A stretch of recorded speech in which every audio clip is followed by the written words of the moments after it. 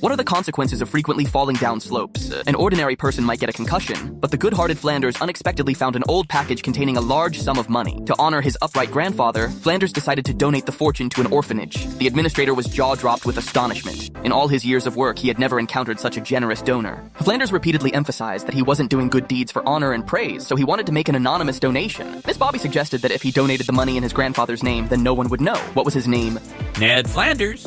But first. He had intended to donate in his grandfather's name, but who knew that his grandfather shared the same name as Flanders? After the news broke, he quickly became a sensation in town, becoming the most popular person and receiving TV interviews. Such high-profile behavior naturally caught the attention of debt collectors. Through the news, they learned that the money was found in an old gym bag, and the amount matched a debt from years ago. To recover the old debt, the debt collector sent out his right-hand men. Fortunately, Flanders insisted on staying anonymous, so the hitmen didn't know what he looked like. The two came to the comic book store, and after some small talk, began asking for information about Flanders. Jeff looked disdainful. "If you're not going to buy anything, it's hard for me to talk. If you want to freeload, then get lost."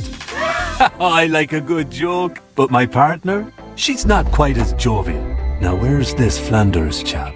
Faced with the hitman's intimidation, Jeff remained fearless. He told the female assassin that if she put on a tight bodysuit and whipped him, it might be more effective.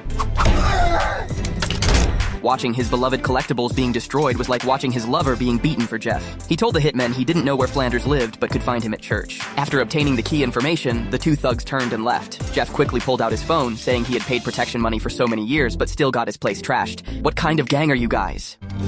If another outfit is moving in on my town, then appropriate violence will be taken.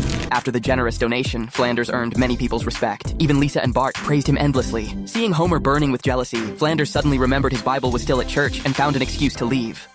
Pardon me, sir. I believe that's my good book you're giving a look. Based on the leads provided by his subordinates, the debt collector easily met Flanders. After revealing his identity, he pulled out his ledger, saying he had only failed once in debt collection, and that was also my first time. That's the same amount This is now your debt to me. At the critical moment, Miss Bobby arrived with the children, which finally scared off the debt collector. That evening, Flanders and Miss Bobby went out on a date. Seeing his neighbor looking so high-spirited, Homer was extremely jealous. After a few drinks, he publicly mocked Flanders in front of everyone, saying he had bought these idiots love and admiration with money.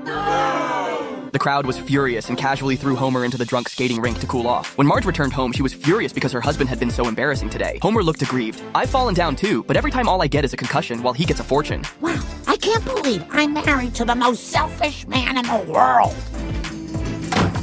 In the dead of night, the two hitmen began their operation but accidentally dropped the specific address along the way, though they remembered the general location.